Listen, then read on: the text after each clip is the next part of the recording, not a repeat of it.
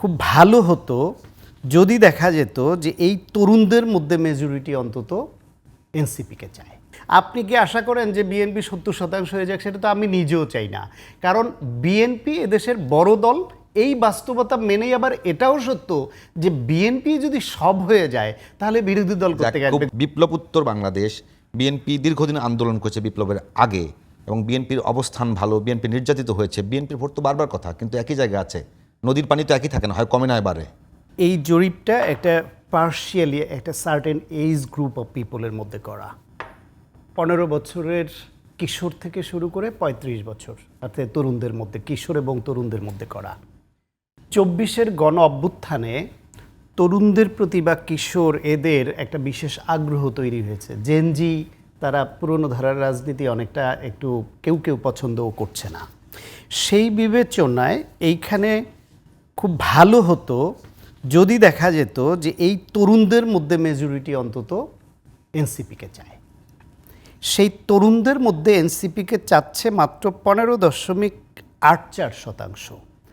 এনসিপির থেকে বেশি তরুণরা চাচ্ছে জামাত ইসলামকে, একটা ধর্মভিত্তিক দল যাদের মুক্তিযুদ্ধে দেশের বিরোধিতা করার একটা অগ্রহণযোগ্য ভূমিকা ছিল, যারা বাংলাদেশে একসময় নিষিদ্ধ ছিল। তারপরে বহুদলীয় গণতন্ত্র প্রতিষ্ঠিত হবার পরে জিয়া রহমানের হাত ধরে রাজনীতিতে আসলো। সেই দলটিকে এনসিপির থেকে বেশি মানুষ চাচ্ছে। যদি এই জরিপটাকে আমরা আপাতত স্ট্যান্ড ধরি, এটা কিন্তু এনসিপির জন্য খুব সম্মানজনক নয়, সম্মানের নয়। এনসিপি একই সঙ্গে মুক্তিযুদ্ধের পক্ষের শক্তি, মুক্তিযুদ্ধের চেতনাকে যে আওয়ামী লীগ 16 বছর ভুল লুণ্ঠিত করেছে, চেতনার অপব্যবহার করেছে, সেটার নিন্দা করে। কিন্তু মুক্তিযুদ্ধকে আপহোল্ড করা দল হলো এনসিপি, এই তরুণরা। আবার 24-এর গণ অভ্যুত্থানে যুদ্ধ করা দল। সেই তরুণদের থেকে জামায়াত ইসলাম বেশি সমর্থন আদায় করছে এই জরিপ অনুসারে এই সময়ে। এটা হচ্ছে তাদের জন্য একটু লজ্জার বিষয়। আমার এনসিপির সমালোচনা করলেন, এবার বলছি এবার হচ্ছে গিয়ে 21.45% জামাত ইসলাম, বিএনপি হচ্ছে 38.76% বা 39% প্রায়। এইখানে বিএনপির মধ্যে, বিএনপির যে তরুণদের মধ্যে এই সমর্থনটা আছে, এটা আমার মনে হয় যথেষ্ট আছে। বিএনপির মেজরিটি মানুষের একটু প্রবীণ যারা দেশের, তাদের আগ্রহ হচ্ছে শহীদ প্রেসিডেন্ট জিয়াউর রহমানের মিশন, ভিশন, তার স্টেটসম্যান সুলভ যে আচরণ ছিল, দেশে বহুদলীয় গণতন্ত্র, বাকশাল পরবর্তী বাংলাদেশে বহুদলীয় গণতন্ত্র চালু করা, বাংলাদেশে অনেক ভালো ভালো জিনিসের ইন্ট্রোডিউস করা, এই যে স্বাধীনতা দিবস পদক, এই যে 21শে পদক, স্বাধীনতা দিবস পুরস্কার, এরকম বহু জিনিস, নতুন কুড়ি, শিশু একাডেমি, শিশু হাসপাতাল, সব শহীদ প্রেসিডেন্ট জিয়াউর রহমানের করা। এমনকি বাংলাদেশে যে 4টা পত্রিকা রেখে সব পত্রিকা বন্ধ করে দিয়েছিল অন্যান্য বাকশাল, সেই পত্রিকাকে আপনার উন্মুক্ত করে দেয়া জিয়াউর রহমানের। নারীদের জন্য যে আলাদা একটা মন্ত্রণালয় করতে হবে, শেখ মুজিবের আমলে তারা ভাবেইনি, জিয়াউর রহমান করেছেন। শিশুদের জন্য, নারীদের জন্য মন্ত্রণালয়, এরকম বহু কাজ তিনি করেছেন বলে সৎ মানুষ ছিলেন, সৎ জীবনযাপন করতেন এবং বাংলাদেশকে আন্তর্জাতিকভাবে অন্য উচ্চতায় নিয়েছিলেন বলে একটা। দ্বিতীয় হলো এরশাদ বিরোধী, স্বৈরাচার বিরোধী আন্দোলনে আপসহীন ভূমিকা রাখার জন্য বেগম খালেদা জিয়া যে দুর্দান্ত ভূমিকা রেখেছেন, দেশকে আবার গণতন্ত্রের দিকে ফিরিয়ে এনেছেন আন্দোলন সংগ্রাম করে। এবং তার পরবর্তীতে তিনি যতবার রাষ্ট্র পরিচালনার দায়িত্ব পেয়েছেন বা এই দলটাকে মাটি ও মানুষের দলে পরিণত করেছেন। এবং এই বেগম খালেদা জিয়া দেখেন, যে আওয়ামী লীগ মুক্তিযুদ্ধের একচাটিয়া সোল এজেন্ট হয়ে যায়, তারা শেখ হাসিনাও ক্ষমতায় এসেছিল, শেখ মুজিবও ছিল, ভাবেনি যে মুক্তিযোদ্ধাদের জন্য একটা আলাদা মন্ত্রণালয় করা দরকার। এই বেগম খালেদা জিয়া 2001 সালে আবার নির্বাচিত হওয়ার পরে মুক্তিযোদ্ধাদের জন্য মন্ত্রণালয় করলো।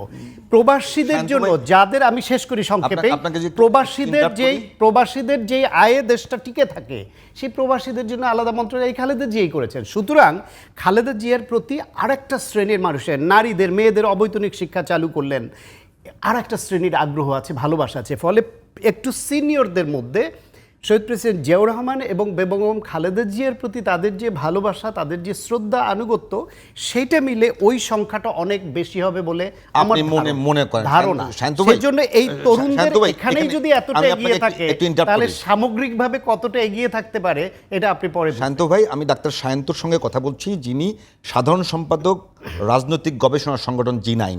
বিএনপির মধ্যে যে কয়েকটি সংগঠন আছে যারা সরাসরি গবেষণা করে এবং বুদ্ধিভিত্তিক চর্চা করে, সে সাধারণ সম্পাদক আপনি। আপনার কাছ থেকে মনে করি কিংবা আমরা ধারণা করি আর 5 জন রাজনীতিবিদের মতো উত্তর আশা করি না আমরা সাংবাদিকরা। আমি চাচ্ছি যা জানতে যে বিএনপি 8 সালের পরে এরপরে যে নির্বাচনগুলো হয়েছে সেই নির্বাচনগুলো খুব বেশি গ্রহণযোগ্য হয় নাই। আপনাদের কাছে একবার গবেষণা সংগঠনের সাধারণ সম্পাদকের সঙ্গে কথা বলছি, আপনাদের কাছে কি কোনো জরিপ আছে যে বিএনপির ভোট এরকম বেড়েছে বা বিএনপি ভালো করছে? না, এরকম গ্রহণযোগ্য কোনো জরিপ এখন বড় মাপের আপনারাও জরিপ করেন নাই? কেউ করেনি, আমরাও করিনি। কারণ আমাদের G9 থেকে সারা দেশব্যাপী এরকম জরিপ পরিচালনার মতো পরিস্থিতি আমরা এরকম মনে করিনি যে আছে, সেজন্য এটা করা হয় নাই। কিন্তু এটা করা সত্য, দরকার মনে হয় না আপনার? হ্যাঁ অবশ্যই দরকার। জরিপের অনেক গুরুত্ব আছে। যদিও পৃথিবীর অনেক নির্বাচনে, আমেরিকার মতো নির্বাচনে, ইন্ডিয়ার মতো দেশের নির্বাচনে এরকম বহু জরিপ অনেক সময় বড় বড় প্রতিষ্ঠানের জরিপ ভুল প্রমাণিত হয়েছে। ফলে এই জরিপ নির্ভর রাজনীতি বা জরিপ নির্ভর এটা হাইপ তোলা এটা খুব জরুরি না, বা এই জরিপটাকে যে যতটা সব জায়গায় আলোচনায় আনা হচ্ছে, যত গুরুত্ব দেওয়া হচ্ছে, সেইটাও সম্ভবত একটু ওভার এস্টিমেট করা হচ্ছে আমার ধারণা। এইটা 8টা বিভাগে 16টা 8টা জেলা বেছে নিয়েছে, তার মধ্যে জরিপের system-ই তো এরকম, 16টা জেলা 32টি উপজেলায় নিয়ে না, জরিপের 2000-এর system-ই তো উপরে এটা। করেছে। সেই হিসেবে না, সায়েন্টিফিক্যালি এটা ঠিক আছে, এটাকে গ্রহণ করেই তো আমরা আলোচনা করছি। কিন্তু এই জরিপের মতোই যে ভোটের ফলাফল হবে তেমন নাও হতে পারে, এটা বলছি আমি। তবে এই মুহূর্তে জরিপে যেটুকু পাওয়া গেছে তাতে এনসিপি তাদের মতো করে নতুন একটা দল, তারা যে সমর্থন পাচ্ছে, তারা যে পদযাত্রা করছে সেখানে সমর্থন পাচ্ছে, নট ব্যাড। জামায়াত ইসলাম দীর্ঘদিন কাজ করতে পারে নাই, সেই তুলনায় তারা যা করছে সেটাও খারাপ নয়। বিএনপি বড় দল হিসেবে বড় জায়গায় আছে, সেটাও তাদের আশাবাদী করে। আপনি কি আশা করেন যে বিএনপি 70% হয়ে যাক? সেটা তো আমি নিজেও চাই না। কারণ বিএনপি এদেশের বড় দল, এই বাস্তবতা মেনেই আবার এটাও সত্য যে বিএনপি যদি সব হয়ে যায় তাহলে বিরোধী দল করতে যাক, খুব গেলে ভালো গণতন্ত্র কি করে খুব চলবে? ভালো